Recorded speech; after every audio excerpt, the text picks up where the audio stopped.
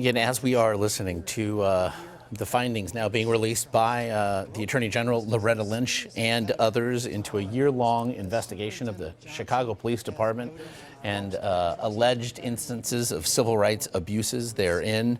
Again, the findings have found, as we did hear the Attorney General say, a pattern or practice of the use of excessive force in violation of the Fourth Amendment by the collective force. It was attributed, as per Lynch, to a failure of training in part and a failure to adequately review use of force incidents. We should note that in looking deeper into what went into the investigation itself, 170 officer-involved shootings and over 400 additional use of force incidents between the years 2011 and 2016 were looked at. And again, this pattern of abuse has been found and has, in fact, led to low morale. To discuss it all, we now want to welcome former Chicago police officer Dimitri Roberts, who is following the latest for us there. And first of all, Dimitri, your reaction to the findings that we've heard.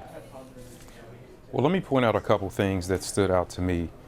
Rebuilding trust in communities, getting back to a service-first mentality, putting new policies and procedures and resources into training our police officers, but really focusing on addressing the issues that are in our community with the partnerships that are necessary to rebuild trust, not just in the community, but throughout the city. So I think this is a great first step in the right direction, and to have a partnership with the Department of Justice that they can bring in some resources, they can bring in some perspective that can help turn these things around. Again, we have many fine officers going out, fighting the fight, protecting our city and our citizens every day. And as the report pointed out, and as Attorney General Lynch said, they're victims on both sides, the community as well as the police. But I think this is a first right step, and I think we're going to see a stronger and more efficient Chicago as a result of it. We have mentioned, again, this investigation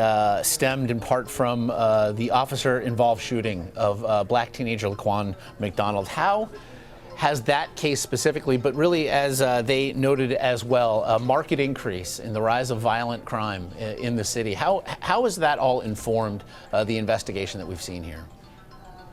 Well, obviously, it was critical in the start of the investigation to begin with. But police, as well as community members, as well as civic leaders and police leaders, have known that these problems have existed for quite some time. And they have started to put things in place long before the investigation started. I'd like to point out that the new superintendent, Eddie Johnson, is one that has come, he's diversified his command and staff.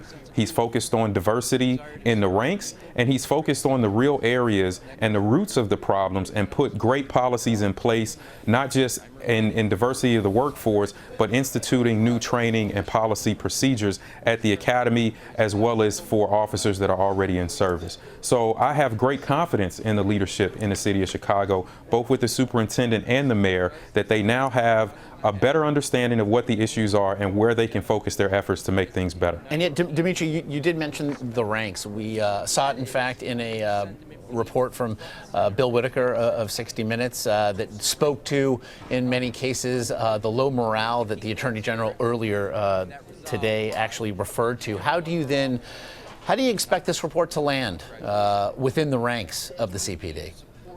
Well, it's going to be damaging, to say the least. As a former Chicago police officer who also worked in some tough crime areas, morale is already tough when you work in areas where you have to deal with tough situations every day. But I also understand that as a military member.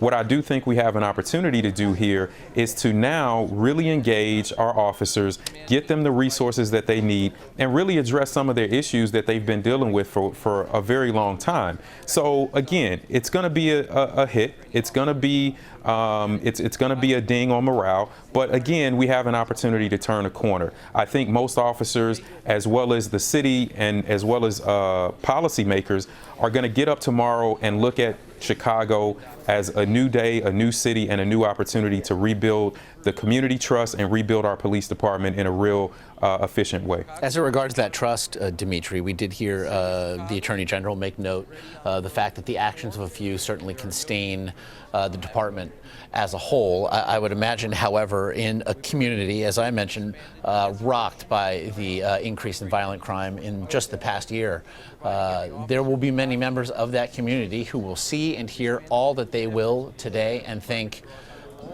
okay, what took you so long, and what can I really expect to actually happen here? Well, I think a couple of things to that point is, one, for community members of all communities of the city of Chicago, I call them to get involved. I encourage them to get involved, not just get involved with the process, but as the Attorney General pointed out, it has to be a community effort, and it has to be a collaborative effort with not just city officials and the police department, but with the community. But I also call on community members to understand that the Chicago Police Department is hiring. They are doing a recruitment push right now for their test, for their test coming up in April, and they're pushing diversity very hard. I've spoken to the superintendent on numerous occasions, and he wants to see more young people, more African Americans, more veterans involved in a police department, because those are the folks that really understand the issues that are there, but they can really get out and take a service-first mentality to address these issues. I think everybody can certainly agree here. Something needs indeed to change, and perhaps today will be the start of that change. Dimitri Roberts, as always, very much appreciate your insights here. Thank you so much.